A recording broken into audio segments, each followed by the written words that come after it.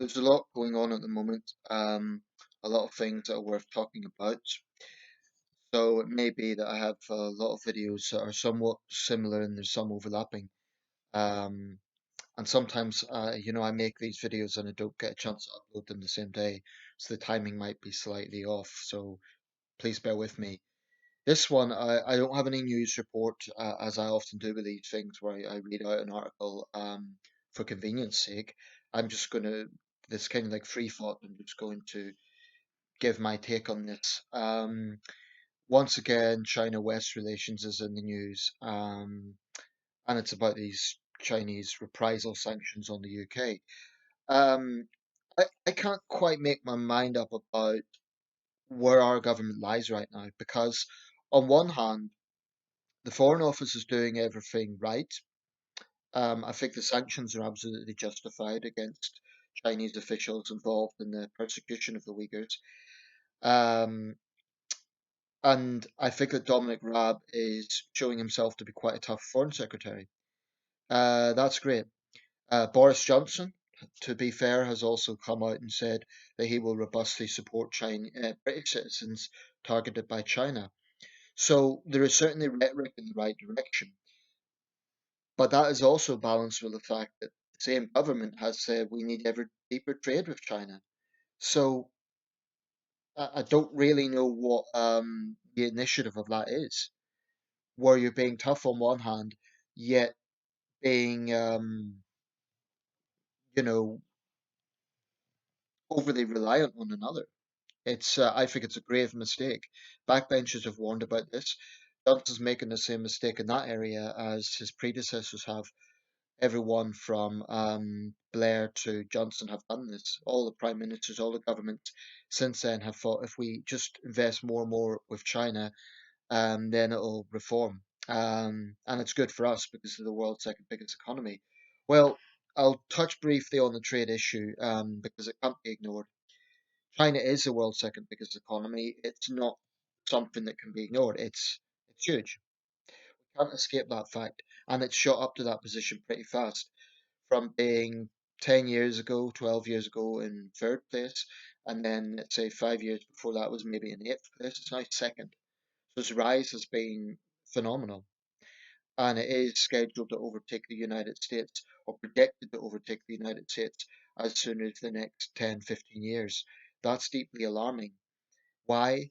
Because if China gets to that number one spot, then it will really be in a position to really start wielding things its way, and not just trade, also even the internet. You'll start to see China buying up companies, and I really do think this is potentially very dangerous. We could all be living under Chinese tyranny in the future. Now, I don't think it'll go that far. I don't think it will be a case that the British people will ever be slaves to the Chinese communist regime. But what may happen is we may find ourselves um, getting pushed around to the point where there's no going back. I really, really think this is one of our most pressing issues. I would say it might even be number one. I'm putting it above as a security issue. I'm putting it above potentially even Islamism. I consider pan-Islamism to be evil. I consider it a very real problem that we need to take seriously. But the difference is with pan-Islamism, it's not a single state. It's not something that we could focus in on. I suppose in that sense, China is more straightforward because it's a single nation state that we can. That's it. That's our focus. With pan-Islamism, you get lots of different cells. You get various different Islamist groups. Then you get the overlap between Islamist terror and Islamist ideology, which are definitely overlapped. They're not always exactly the same thing. For example, you'll get hardline religionists, Islamists, who will demand that their religion is respected and they'll demand special rights and all the rest of it. But the same people will condemn terrorism. They are assertive enough to do that. So that's what we're dealing with. But in the case of China, I take no pleasure from this. I really don't because a lot of my adult life, China has been very important for me. I may use one video talk specifically about that. Quite honestly, it's been torturous on a personal level because I have a lot of friends over there, and I feel that if they really knew the extent of my thoughts, um, friendships would be lost or things would be very, very tense. I never hide my views. If one of them was to ask me, I wouldn't shy away from it, but it's not something that I would initiate either. And it's a personal struggle. But that's why for me this is not just. I mean, my country is personal anyway because I care about my country, but it's even more personal because I've got it. It's a very difficult thing for me personally, so I take no pleasure from it. But I'm not going to put my country behind and my values behind maybe some awkwardness with people I know. It's not something that I am going to do. The individuals sanctioned in reprisal by China, and incidentally, the new Chinese ambassador has been summoned, I'm pleased to say, by the Foreign Office. So I hope RAB gives him a real dressing down, just as they done with our ambassador, except our case is legitimate and theirs isn't. Um, what's most sickening about the Chinese regime is that the world's biggest liars have the gall and the audacity to call anyone else liars. I mean, it's just sickening watching the propaganda videos. What they do is they show Xinjiang to be a beautiful mountainous region, and it is. That side is true, but that's what they focus on. They focus on, these beautiful lush green valleys and, the beautiful folk costumes and dancing and all that sort of thing. Um, they're doing that to try and hide from Chinese people and from the rest of the world the concentration camps and the industrial scale persecution that's going on there. This line about doing it for as a necessary measure to combat terrorism, my response to that is, well, if there is a problem with terrorism here, let's say China has infiltrated some Islamist cells. There have been a few attacks in China over the years. There was one in Kunming a few years ago. 30 people were killed in a knife rampage, and there was an attack in Beijing. So I'm not saying that China has no problem with terrorism. It does, like every country. The difference is what China is doing is collective punishment. It is taking all Uyghurs as terrorists, but I think it actually goes beyond that. I think this gets into something older than modern issues around global terrorism. I think this goes possibly even beyond the Communist Party. It goes to the historic fact that the Han majority has always tried to suppress and subjugate minorities in China. Um, some of the bloodiest conflicts in human history have come about from these sort of internal conflicts in China. I mean, things that are barely known in the West and even in China, they're not that well documented. An example being the Dungan Revolt, which was internal conflict between the Qing dynasty and its Muslim minority. Um, in that case, I believe it was the Wei people or the Jungbars. But my point there is, it's not a new thing. Just as they moved into Tibet in 1959, this is what's happening in Xinjiang now. It's really about Han supremacy, and I do see echoes of the 30s. I really do. That Nazi policy of getting space. I forget the German word now, but trying to create living space for German speakers. I see something similar happening in China, where the Han majority, um, you know, a large part of the Politburo is ethnically Han. There will be minorities who are stooges of the party.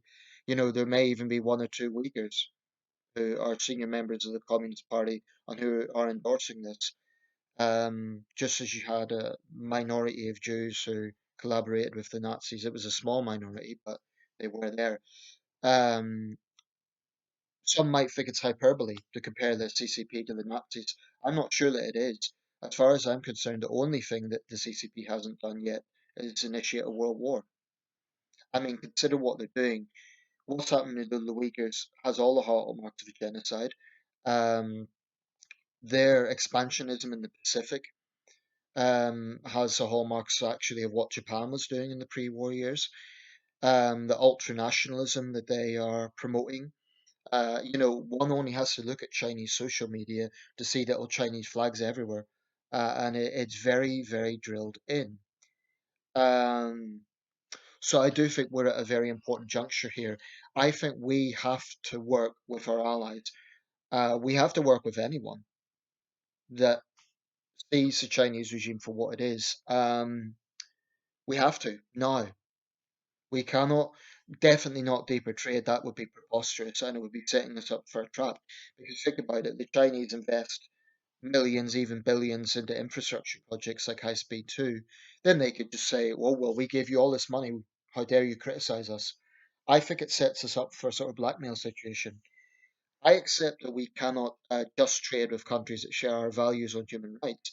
That would be a very small, it would really narrow it down to basically Western Europe, North America, Australia, and a few others. So I accept that we cannot do that. But what we can do is trade with emerging economies that might not have squeaky clean human rights records. But this isn't just about human rights. That's an extremely important issue. But it isn't just about what's happening to the Uyghurs. It's also about the very real security threats China poses. There is strong evidence that they've been trying to undermine the West for years. So when they talk about the West should stay out of our internal affairs, they should stay the hell out of our internal affairs. I really believe that universities are one possible area where this is happening. And I always try to be careful how I say this. I'm not for a second suggesting that every Chinese student is a spy or something like that. Most of them are just normal young people who just want to get on with their studies.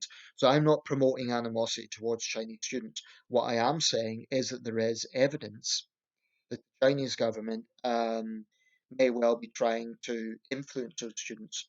And if they do behave in a nationalistic and jingoistic way, they should be disciplined as any other student would be. In other words, if they, for example, bully their Hong Kong peers or issue threats against their peers because they've spoken out against the CCP, they need to be disciplined for that. And I still think our universities, too many of them, are really going out of the way to please Beijing.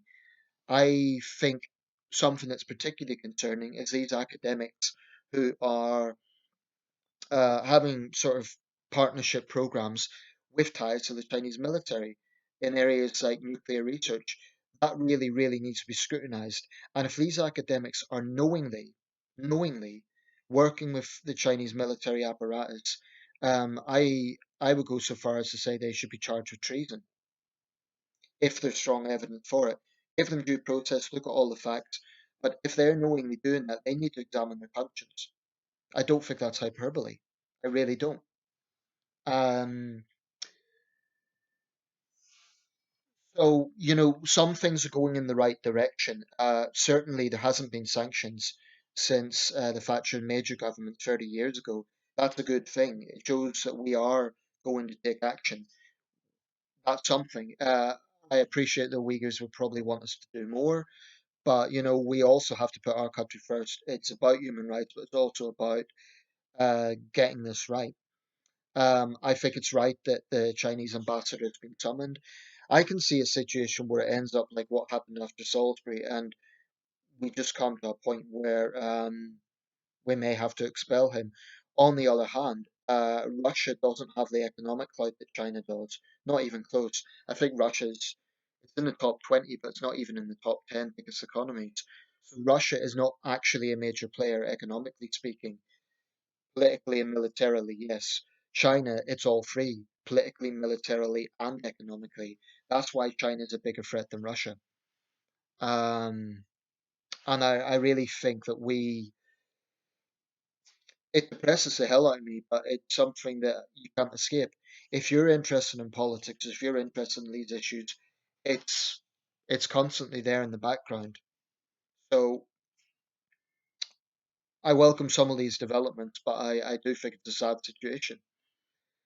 And it's never easy to stand up to tyranny. I don't envy Dominic Raab or Boris Johnson or Caroline Wilson or anyone else involved in this. But as some of those MPs said, and huge credit to them for doing the right thing. As some of them said, they will I think it was Ian Duncan Smith, said he will wear the sanction as a badge of honor. That's good. I'm not going to lie, I haven't always agreed with or respected Ian Duncan Smith, but I support him on this. Um, and this is the situation we're in. China's shameless, barefaced lies to the world. I actually noted something with the ambassador. Before he said Western lies, he paused for a few seconds. So that's a kind of hallmark of a liar, where there's a sort of they're self-aware. He knows full well that he's lying through his teeth. He knows it, but he's doing his job as China's stooge. As he's a CCP official. He's doing what he's meant to do. But when I saw his speech, of course, fluent English, it was obvious that he was lying through his teeth. So I hope when he is getting this dressing down, they don't hold back. If I was Dominic Raab, I'd be bringing up those propaganda videos, um, and also really confronting him about smearing this country as lying when we're not, because what we have alleged, there's very, very strong supporting evidence. Pretty much everything China comes out with, whether it be counter sanctions or the political imprisonment of the two Michaels, it's all about petty power play and revenge. I think China's got very little ground for any of it. This is not a situation. I mean, I'm biased, but it's not a situation that, oh well, one side says this, the other side says that. The CCP is doing what it's always done. It's lying on a very large scale, and a regime that can lie to its own people for 72 years can lie about an event like this. You know, um, Go to any Chinese website. Nothing happened in 1989. That tells you all you need to know about this regime. But the Chinese who are buying into this, you may think you're defending your motherland. You may think you're defending the honor of China, but you're just looking like pawns for your government. And you say you don't want that? Well, then don't complain. If you're going to basically echo what the CCP is saying, you can't complain about people saying that you are just brainwashed. You can't complain about that because your attitude is proving it. Your attitude is not helping your case. You cannot say, "Oh, I don't agree with everything the CCP does," but how dare you criticize China? No, you can't have it both ways. If you're going to serve as an apologist, that's what you are.